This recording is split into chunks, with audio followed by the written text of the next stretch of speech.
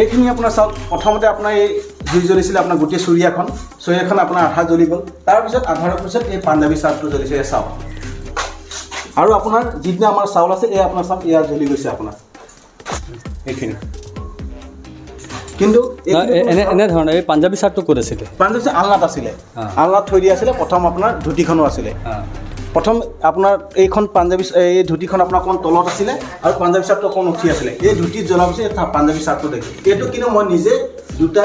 এই জুইকুৰা মই নিজে প্ৰত্যক্ষভাৱে জ্বলিছোঁ তেতিয়া মোৰ প্ৰমাণ হৈছে যে আমাৰ ঘৰখনত আপোনাৰ যদি কিবা কাৰণত যদি পাকঘৰটো যদি এতিয়া ভাত বনায় তেতিয়া আমাৰ কোনোবা এটা ঘৰত আপোনাৰ যদি জুই ইয়াত লাগিলে পাকঘৰ যদি গেছত জুই জ্বলায় তেতিয়া কোনোবা এটা ৰুমত আপোনাৰ জ্বলি যাব একবিংশ শতিকাত যিটো সময়ত নেকি মানুহে চন্দ্ৰলৈ গৈছে সেই সময়ত কিন্তু অন্ধবিশ্বাসেই হওক বা আন কিবাই হওক কৰাল গ্ৰাসত পৰি ত্ৰাসত থাকিবলগীয়া হৈছে গহপুৰৰ চাৰেঙীয়াৰ এটা পৰিয়াল মই আছোঁ গহপুৰৰ চাৰেঙীয়াত কি হৈছে ঘটনাটো কওকচোন যোৱা আপোনাৰ 1 তাৰিখৰ দিনা ৰাতি আপোনাৰ 7:40 মানত আমাৰ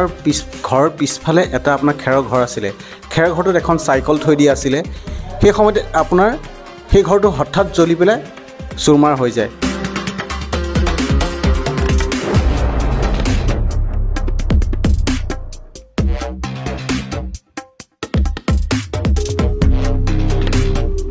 আমি ভাবি আছিলোঁ যে এইটো কোনোবা দুৰ্বৃত্তই কাম কৰিছে নেকি নেক্সট আপোনাৰ 2 তাৰিখৰ দিনা একো নাছিলে 3 তাৰিখৰ দিনা আমাৰ পিছফালে এখন চাঙত আমাৰ ধানৰ বস্তা আপোনাৰ খামাল দি থৈ দিয়া আছিলে হঠাৎ সেইদিনাও আপোনাৰ সেই ছেম টাইমতে আপোনাৰ সেইখিনি ধান জ্বলি যায়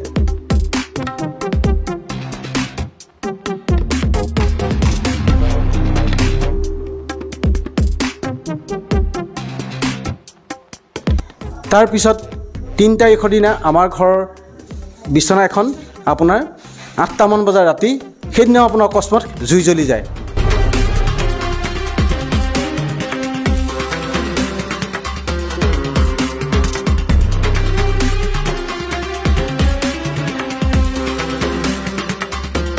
তাৰপিছত আমি বৰ আতংকিত সৃষ্টি হৈছিলোঁ যে এইটো কি হৈছে নোহোৱা নোপোজা ঘটনা হৈছে কিন্তু কোনো আমাৰ ঘৰত কাৰেণ্ট আছিলে কোনো শ্বৰ্ট চাৰ্কিট হোৱা নাই কোনো আমাৰ বস্তু মানে তেনেকুৱা ধৰণৰ কাম হোৱা নাছিলে কিন্তু কালি আমি দিনত যেতিয়া আমাৰ ঘৰত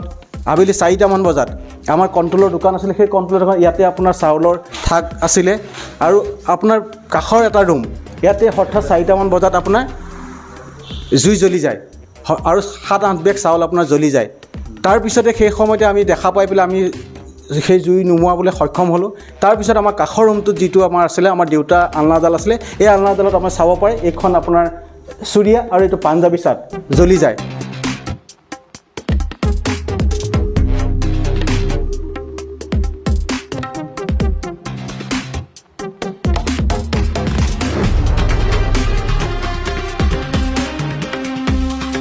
তাৰপিছত আমি বৰ আতংকিত হ'লোঁ আজি 5-6 দিন ধৰি আতংকিত হৈ আছোঁ কি হৈছে আজি এই বিজ্ঞানৰ যুগত যে কোনো অবান্তৰকে মানে কি আপোনাৰ আমাৰ ঘৰখন আপোনাৰ জ্বলি আছে জুই এতিয়াও আমি মানে এতিয়া কি কওঁ কি নকওঁ অৱস্থাত আছোঁ আমাৰ বহুত বস্তু অলৰেডি আপোনাৰ ধ্বংস হৈছে তাৰপিছতো এতিয়া আমি যোৱাকালিৰ পৰা ঘৰৰ সকলো বস্তু আমি ওচৰ কাষৰ ঘৰত থ'বলগীয়া অৱস্থা হৈছে এতিয়া আমি আজি আতংকিতত আছোঁ যে কি হৈছে আমি ঘৰত এতিয়া খোৱা বোৱাৰ পৰা ধৰিলে আমাৰ পৰিয়ালৰ এতিয়া মাজতে আমাৰ মানে মানুহ কেনেকৈ জীয়াই আছোঁ কি কৰি আছোঁ আমি নিজেই মানে ধৰিব পৰা নাই এতিয়া কি কৰিম আমি কি কাৰণে কি হৈছে কি নহৈছে তেওঁলোকে আকৌ প্ৰথম অৱস্থাত যেটো কোনোবাই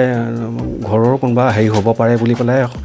ভাবিব পাৰে বুলি পেলাই তেওঁলোক আকৌ গুচি গৈছে নেক্সট আকৌ তেনেকৈ তেওঁলোকক খবৰ দিছে আকৌ আহিছে যোৱাকালিও তেনেকৈ যিটো ঘটনা ঘটিলে তেওঁলোকে আহি পেলাই যেতিয়া দিনতে সেই ঘটনাটো ঘটিলে দিনত ঘটনাটোক লৈ তেওঁলোকেও মানে অকণমান কৈছে এইটোতো হয়তো বেলেগো কিবা তেনেকুৱা হ'ব তেওঁলোকৰ কিছুমান সন্দেহটো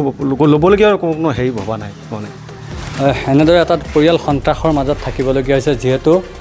যোৱা 1 জুনৰ পৰা আজি প্ৰায় 7টা দিন ধৰি পেলাই এনেধৰণৰ সন্ত্ৰাসৰ মাজত আছে গহপুৰৰ চাৰেঙীয়া এটা পৰিয়াল এয়া অন্ধবিশ্বাস নে আন কিবা তাৰ কাৰণে কিন্তু প্ৰয়োজন হ'ব